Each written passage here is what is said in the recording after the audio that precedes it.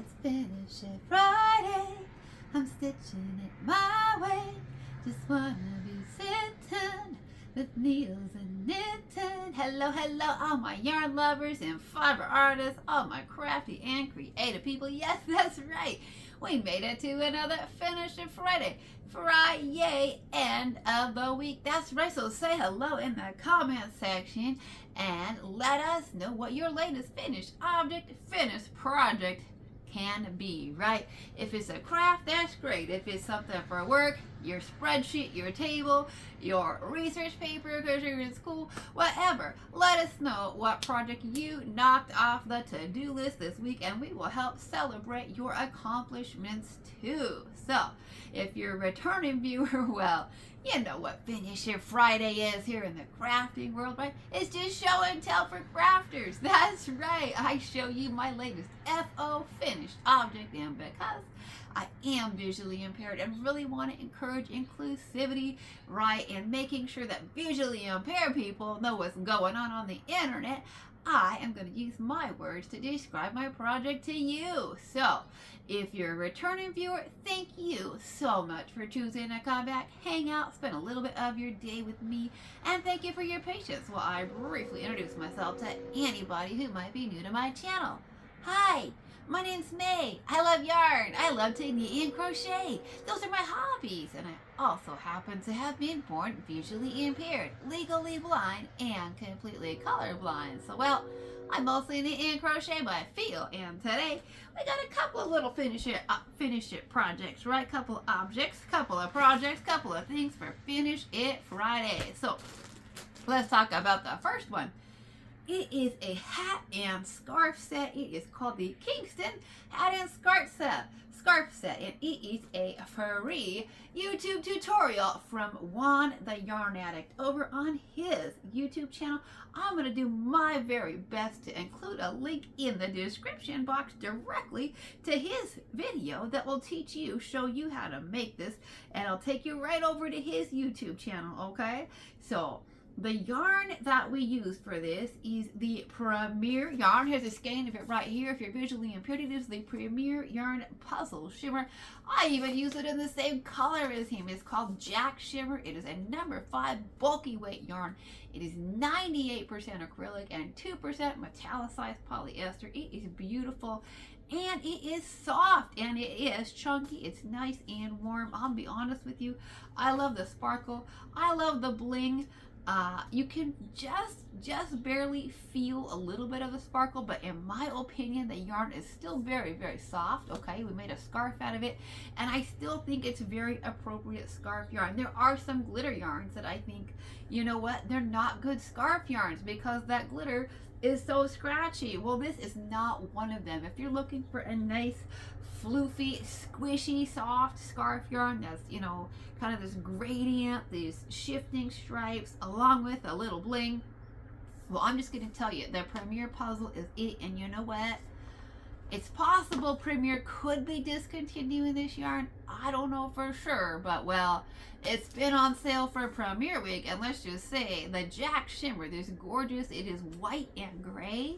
If you're visually impaired like myself, it's striping. It's these nice big stripes of white and gray, and then it's got a metallic thread through it. I think it's silver. I could be wrong. It could be gold, but I tend to think it's silver. So, and it is just a nice plump yarn. They are not restocking it after it's sold out. I'm a little bit worried they're going to discontinue. I really, really hope not, because I absolutely love this yarn, and I'm just regretting not buying more of it, okay? So for Juan's hat and scarf set, this Kingston hat and scarf, we used a scarf set. We used a 6mm crochet hook. And with our hat, it's a top-down hat. You start at the top, right? I do a magic ring. I think he does the chain 4 or something. And then, you know, your 12 double crochets. You work in the round. You do that out to 60 stitches. And then you do what he likes to call your twins in a stitch, right? You put 2 double crochet in a stitch, and then you skip a stitch. You do that. And then we do some half double crochets. And then you just go back and forth between those 2 rounds. So I like this. I thought I thought the tutorial was very, very easy to follow. As somebody who has to just listen because I can't see what's happening on the screen, I could easily follow the tutorial. Okay, he's a very good teacher. I found this to be a very simple pattern. I found it to be easy to memorize. It was fun, all the things that you want. Now the one thing I will say is a bulky weight yarn at 60 stitches, it's really, really big on me, okay? I could probably remake this in a worsted weight and it might fit me much better, or I could just take the stitch count down. I think that this hat, in my opinion, is really gonna be easy to adjust because you just work it over that multiple of 2, right? So for me, I don't think it's going to be a problem if I wanted to remake this in either a worsted weight yarn and go for the 60 stitches, or maybe drop down the stitch count. I think I could easily find a way to modify this one. So I'm not too worried. I may remake it. I don't know if I'll make it in puzzle shimmer again or puzzle again. There's lots of colors of puzzle too, so I could remake it in puzzle and just play with it and drop the stitch count down, or I could make it in a worsted weight and it might fit me better. I also made mine smaller. He did his out to 16 rounds, rotating between the 2 pattern rows, right, of the twins in a stitch, the 2 doubles and 1 stitch and the half double crochets. And then he did, I think, 5 more rounds of double crochets and then a round of single crochets. So he gave his a full-on, he made it like a full-on hat with double crochet brim that you could then just flip up.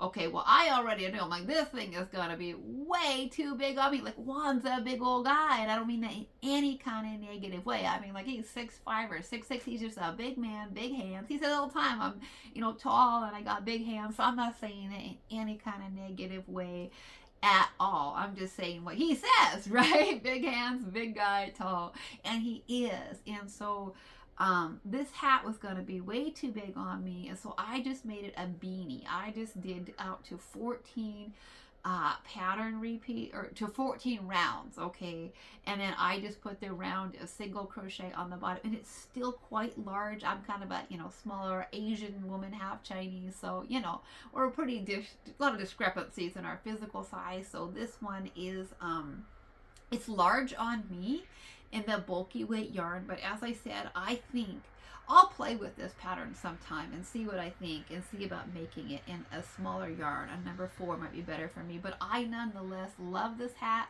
Even though it's large on me, I'm absolutely going to wear it because it's puzzle shimmer. It's glitter yarn. It's this beautiful, gorgeous yarn, and it's a beautiful stitch pattern. He does such a nice job of putting simple stitches together and still making them look nice. And so I really enjoyed the tutorial. He has a right hand tutorial and a left hand tutorial, so that is wonderful as well. I use the right hand one because I'm right handed, but hey, if you're left handed, you are not at all left out, and I completely understand why he chose to use the puzzle yarn. I do, especially the shimmer for this, because it is such a nice yarn, and I do believe it fits him just fine. Okay, and then the scarf, you just work flat, you just make a chain, right? And then as an even number chain, and then you just do the same stitch pattern, the half double crochet, the twins in a stitch, and you go and you do that as long as you want, and you end with your half double crochets, and it's all good, and it is beautiful. Like I said, yes, there's glitter. I can just barely feel it. It is not at all too scratchy. This is a wonderful, wonderful scarf yarn. And if you're out there, please, please, please do not consider discontinuing puzzle shimmer, because this is a gorgeous, gorgeous yarn. I'm very worried as I watch the big Premier Week sale. I'm like, ooh, they're not restocking those colors at all. So a little bit worrisome, because this Jack's shimmer is gorgeous. I love it, and I definitely am on the hunt to find more Premier shimmer from other places, right? So shout it out. I did say earlier this week that I did still find some at Hirschner's. Don't know how long that's gonna last once I put it out there, right? Now that the world knows, don't know how many people are gonna run over to Hirschner's and stock up, but it's definitely there, or it was there when I placed my order. I got some of the Jack's shimmer, and now I'm regretting not getting the maize, and I'm telling myself, you don't need to go back and place another order at Hirschner's, right? But I might, because if they still have some of the maize, I might have to get that. I think that is a lovely green. I think that this hat and scarf set would also look good in the green, or probably really any other color that the puzzle came in. If you're looking for substitutes, I honestly don't know yet what color. I think it does look good in this beautiful stripy yarn. I'm going to be on the hunt for looking for other yarns to make this pattern in, and other yarns that we can find to replace Puzzle Shimmer if indeed they choose to discontinue it. It just feels that way to me with what's happening over there. So I hope not, though. So anyway, I really enjoyed the tutorial. I found it easy to follow. I found it enjoyable. I found the pattern very easy to memorize. So I encourage you, even if you're fairly new to crochet, I think this is one that you can do and have a beautiful, beautiful gift set just in time for the holidays or just cold weather for yourself. Okay, and then one other FO finished object is, of course, my little dishcloth that I worked up, right? And this is the little prototype. It's my sample. I actually swatched for the blanket that we're working on together. So this is the swatch of my dishcloth, but we're doing as a blanket, okay? And so this is made up in the Knit Picks with Crochet Dishy, and this is called Dishy Multi, I believe, or Dishy Stripe. I can't remember, y'all, if it's called Dishy Multi or Dishy Stripe, but Dishy is a 100% machine washable kitchen cotton, and this is the color Pebble, so it's one of these multicolor, multi-stripe yarns. It's also grays and whites. That kind of seems to be the theme, right? That's the theme going on right now. So I think it worked out beautifully. This is my swatch that we're doing. I did garter stitch on each edge, and so that's 3 and 3, that's 6, and then our pattern repeat here, as I've said in the tutorial, it is a multiple of 11, right? So for this dishcloth, we have 11, 22, 33, 34, 35, 36, 37, 38, 39. So if you want to make a dishcloth like this, you need 39 stitches, 3 garter stitch stitches on each side for your garter stitch border, and then a multiple of 11. So I did 33 for this pattern. And as I said, before you start your blanket, make sure you watch that tutorial to the end and you look at the bind off, because I cannot come up with a way. You get this beautiful, I mean, you cast on, because of the way the stitches are, you get this beautiful wave. It really pulls up those stitches and puts it in that wave pattern. And I cannot come up with a way yet to get that beautiful wave on top. I really don't. I've been racking my brains with it, trying to figure it out, going, how are we gonna do that, right? How are we gonna get that gorgeous wave on top at the end? I don't really know. I show you in the tutorial, we experimented with a couple of other options, and I wasn't real thrilled with either one. So, well, kind of the one. So I might end up going for my blanket. I don't know yet how I'm going to bind it up, because I'm not done with it yet. But I might end up just going with this flat edge, because, you know, as a dishcloth, or if you make this into like a dish towel, you can certainly just drape it over, you know, like a stove handle or something, and it's probably not going to show up. And it's a baby blanket, you know, you're probably just going to like tuck in that little edge, right, like around the baby, and it's probably not going to be super visible. It is kind of flat on one edge, and it just makes such a nice, fun, I think it, with these stripy yarns, I think it gives it a really beautiful visual effect. I think it's a beautiful thing to do with the striped yarns. And then on top of that, as somebody who's visually impaired, I really like the texture of it, right? You get your 5 garter stitch rows, and then your 7 rows of your stockinette sort of wave kind of a shaping pattern here. So I really like it, and plus it's not like lacy, like really the majority of your knit patterns that have sort of like the waves or the chevrons, they are pretty holy, right? They're pretty lacy, which I love the lace, right? You've seen my feather and fan baby blanket right here, right? I love, love, love that lace. You make that by doing yarn overs, but we don't always want holes in our project, right? We don't always want these big holes in our project. So You can use the patterns like this to have a nice open airy blanket, but if you wanted a more solid blanket without lace, maybe because you want it to be more coverage for colder weather, or you just don't want a lacy blanket for your baby, or you want like a dishcloth that doesn't have big holes in it, then I think this pattern is really nice. Okay, as long as you're good with the fact that your two edges probably are not going to match, I'm going to play, maybe swatch just a little bit more.